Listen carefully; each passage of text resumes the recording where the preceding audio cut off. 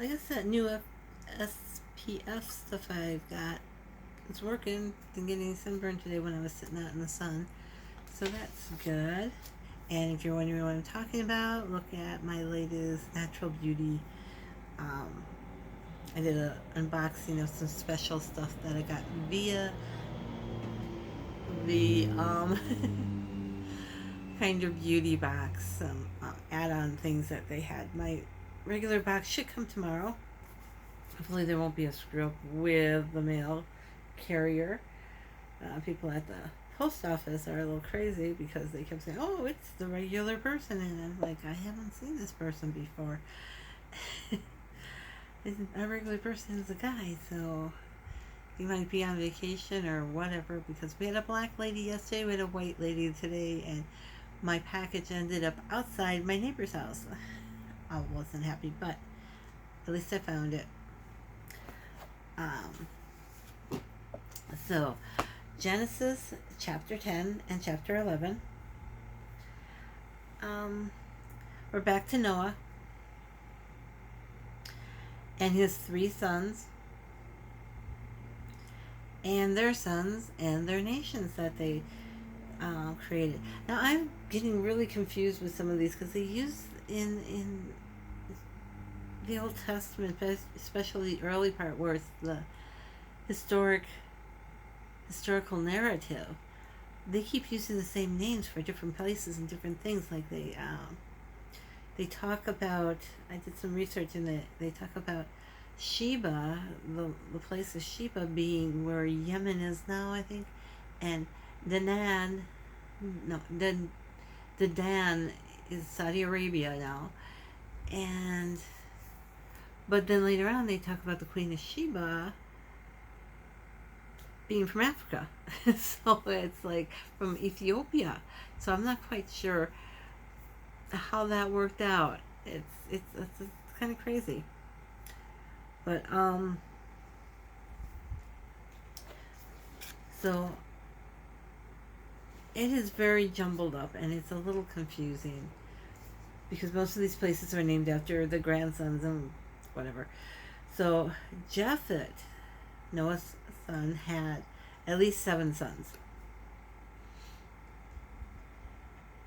Now, 2 of the sons are the fathers of the coastal or the coastland peoples of the Gentiles. But they didn't really have Gentiles back then. um, I kind of think that's what the Jews considered non-Jews or non-Israelites. Now, this is before Israel, whose real name was Jacob, so it can get a little confusing when they say that, but that proves that this is a narrative, that this is something that was spoken and passed down from generation to generation, and eventually they wrote it down as best they could. And then there was Noah's son Ham. That's the one who saw his father naked. He had 4 sons, including Canaan, the one who was cursed. And another son was Cush, whose son Nimrod, I love that name Nimrod, was a mighty one. And that's what it says in verse 8. He was a great hunter. And now the grandsons of Ham, besides Nimrod, through Ra'aman, were Sheba and Dedan. Now, that's what I was saying about, Queen Sheba, Ethiopia, but Sheba was the son of Ra'aman. And Dedan is now Saudi Arabia. It gets very confusing. Anyways, Shem had at least 5 sons, and they also had their own territory. So as these kids were born, they spread out. Now, these are Noah's 3 sons. Noah, the only people supposedly left on earth after the flood. but they had some long lives. They weren't living as long as 900 and 800 years anymore, but they still had long lives, and they had many sons and daughters. And about the flood. Now, where this territory is, this area, southwest, little bit of the southwest corner of Asia that's attached to Africa, up in the northern part of Egypt. So you have the Mediterranean Sea, and then below that little section, I don't know if the Indian Ocean comes all up that way or something else. I'll have to look that up. I keep saying I need to look that up. But let's say the last ice age, the glaciers and stuff all melt. The oceans all flood. Everything along the coastline flooded. So where this place is, which is, it does have mountains and stuff, but it's in a like a basin almost. So all this water floods up and it kind of wipes out that area. Now it doesn't mean that it actually wiped out all the earth, but we have records.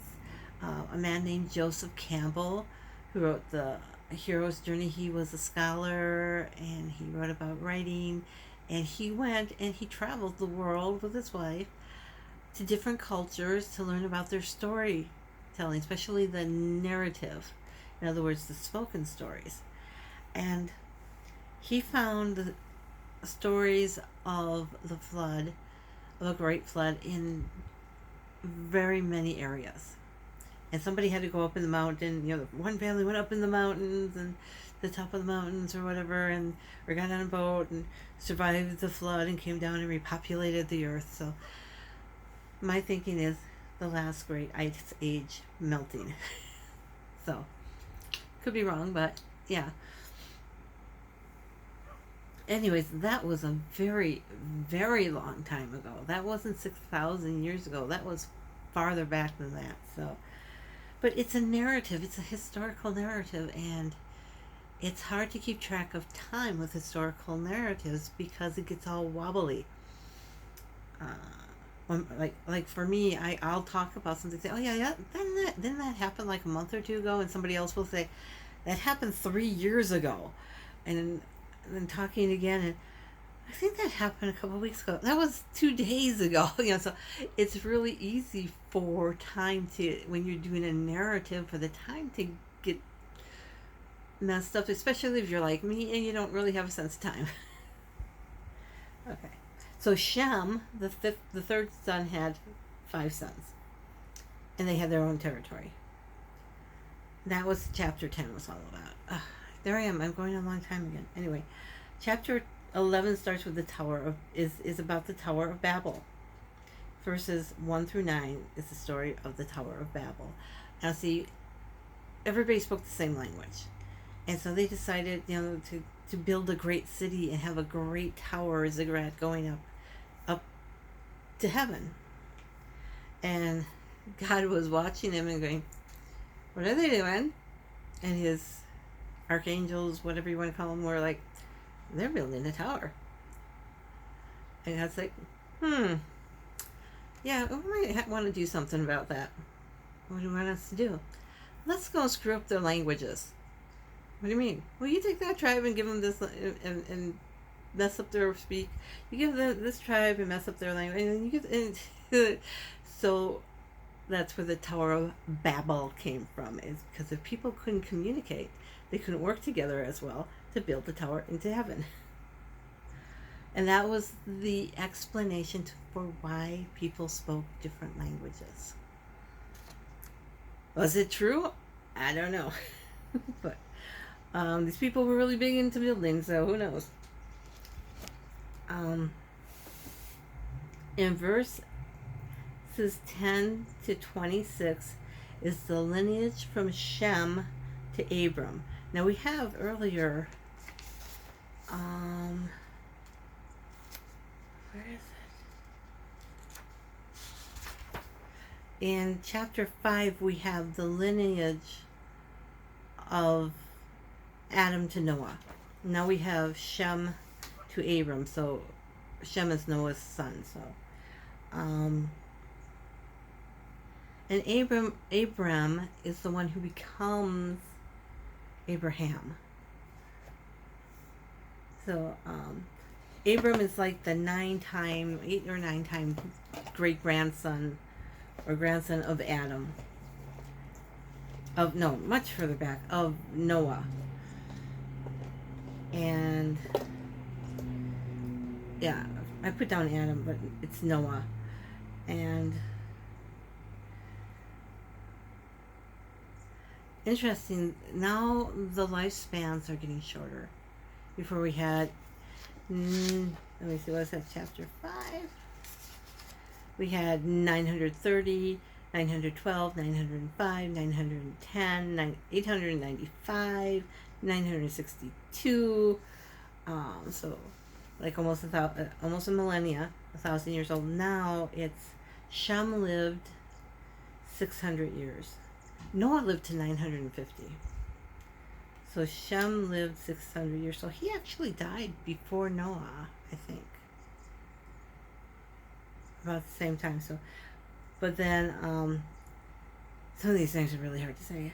Arphax was 438. Shelah was 433. Eber 464. Peleg, this you might relate Peleg. 239. His son Ru was 239. His son, I'm not even going to try to pronounce that, was another 230. Nahor was 148 when he died. Terah was 205, and Terah is the father of Abram. Now, one of Terah's sons, Haram, he had like 4 sons too, 4 or 5 sons, and Haram died young. Well, Abram had taken Sarai for a wife. She later becomes Sarah, and they also took Haram's son Lot, and they left Ur of the Chaldeans. Now Ur was a very big city, and there are still ruins there. You can see a small ziggurat there, and you can see the city walls and things. So a lot of people did live there. It was once a really big place. Well, they left there to go to the land of Canaan, but they stopped at a place named Haram, which is spelled the same way as Haram who died. Now, which I found was kind of weird. Like I said, they keep using the same names over and over again. But Terah eventually died there. And that's when we get to chapter 12 about Noah, about Abram's journey. And it's pretty interesting. So, sorry this went so long. It was a lot to talk about because there's so much things to think about when you're reading the Old Testament. So remember, when you read, pray. Pray before you read, pray as you're reading, pray as you're doing research, and then pray again. And you will understand much more than you do right now. So, and don't take anybody's word for anything. Question it. Question it. That's why I'm like giving you my opinions from my research and my studies in history and stuff. Do your own. That's it for now. Bye.